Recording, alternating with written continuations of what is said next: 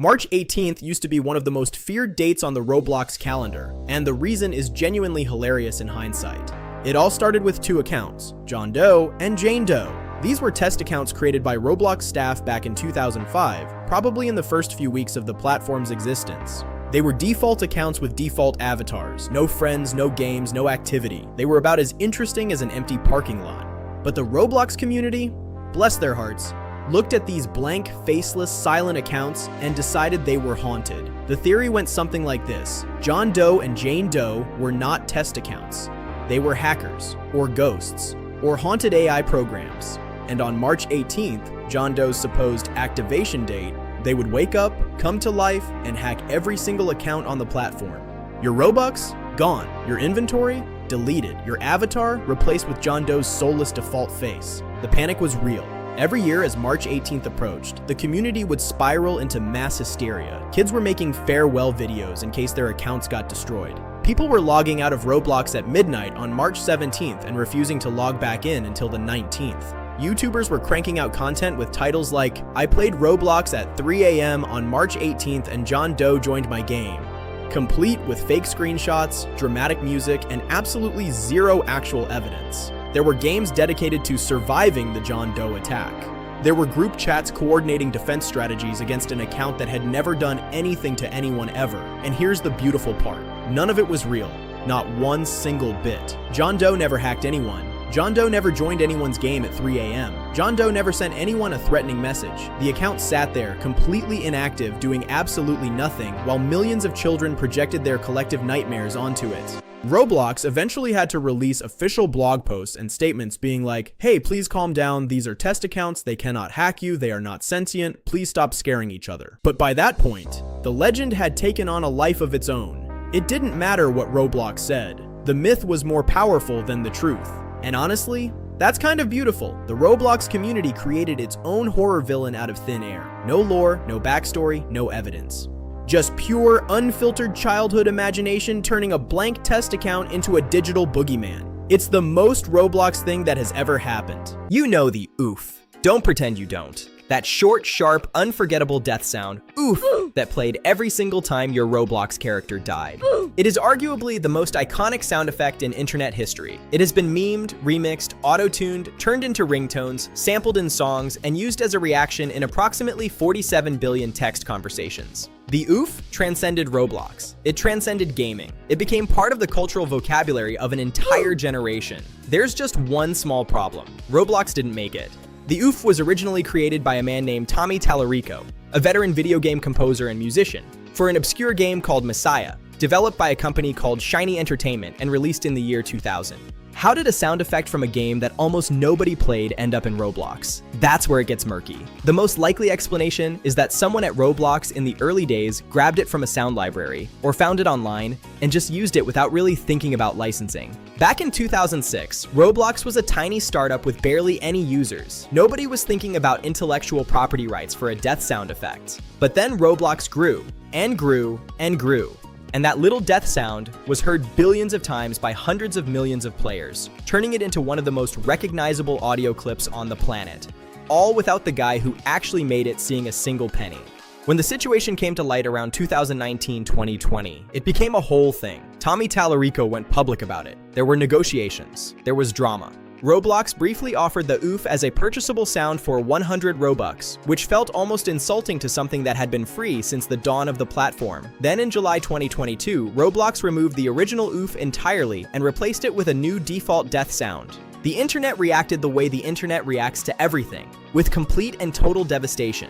People made tribute videos, compilation montages, memorial posts. You would have thought a beloved family member had passed away, not a quarter-second audio file. The new death sound is fine. It does the job, but it is not the oof. It will never be the oof. And somewhere in the digital afterlife, the oof lives on. In meme compilations, in our hearts, and in the ongoing legal conversations about who actually owns a sound that defined a generation. Part 3. The 12-year-old who made $1 million.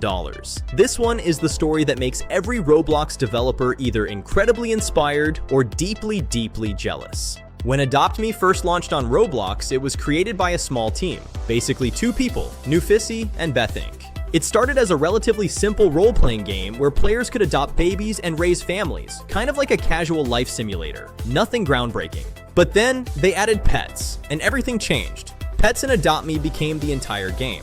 Players could hatch eggs, raise pets, trade pets, and collect rare pets. And the trading aspect turned the game into something that consumed the Roblox community like nothing before.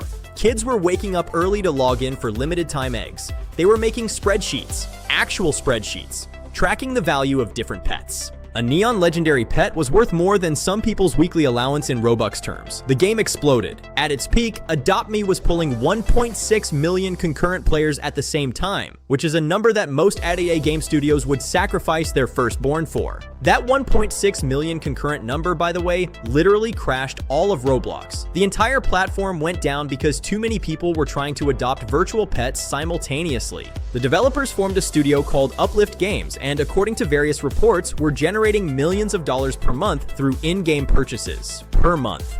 From a Roblox game about adopting pets, these developers went from hobbyists making a block game to running a legitimate, profitable game studio, hiring employees, and pulling revenue numbers that compete with traditional gaming companies. And they're not alone. There are multiple Roblox developers who have earned millions from their games. Jailbreak, Blox Fruits, Brookhaven, Tower of Hell. The creators behind these games have built real careers and real wealth from a platform that most adults still think is that thing my kid plays on the iPad. What makes this story even crazier is the age factor. Some of these developers started building on Roblox when they were 12, 13, 14 years old. They learned to code in Lua, they learned game design, they learned monetization strategies, all through Roblox. By the time they were old enough to get a real job, they already had more game development experience and more income than most professionals in the industry. That is either incredibly inspiring or a sign that the economy is broken, possibly both. In May 2021, Gucci, yes, the actual luxury fashion house that sells real leather bags to real rich people,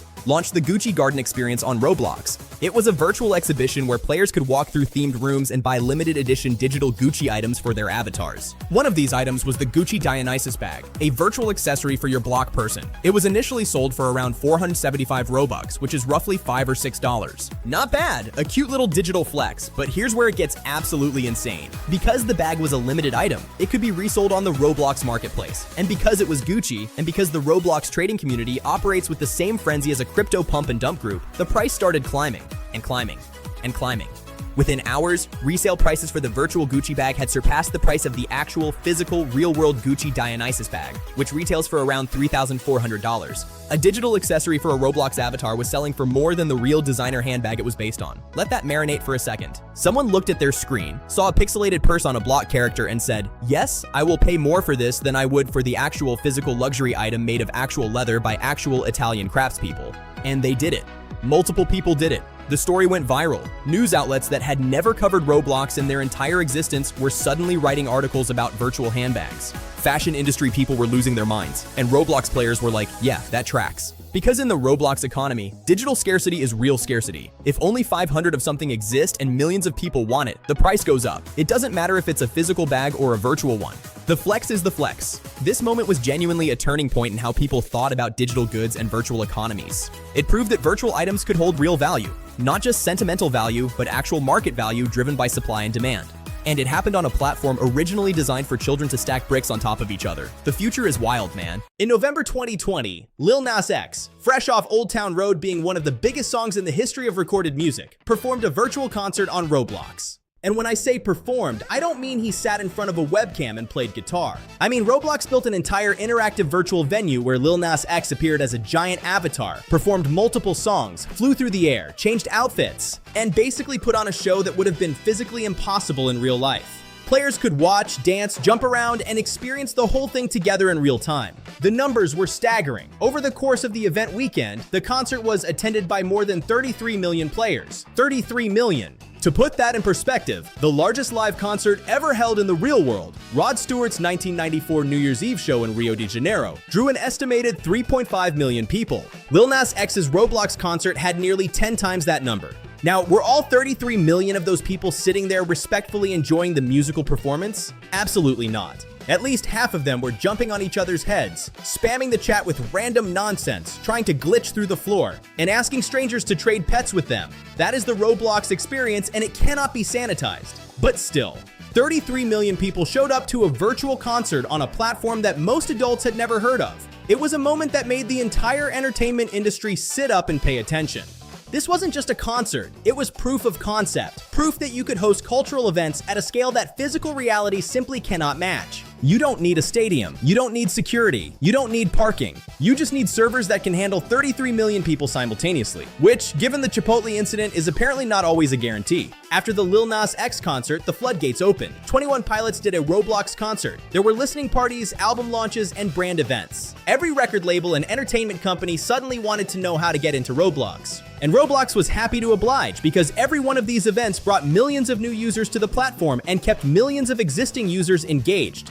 The Lil Nas X concert was the moment Roblox stopped being just a kids game and started being something harder to define. A social platform, a virtual venue, a cultural space, a place where real things happen, even though nothing there is technically real. And if you think about it for more than 10 seconds, that's kind of mind-blowing. A generation of kids experienced their first concert not in a sweaty venue with overpriced drinks, but in a virtual world where their avatar wore a free Gucci hat and their biggest concern was whether they'd get disconnected.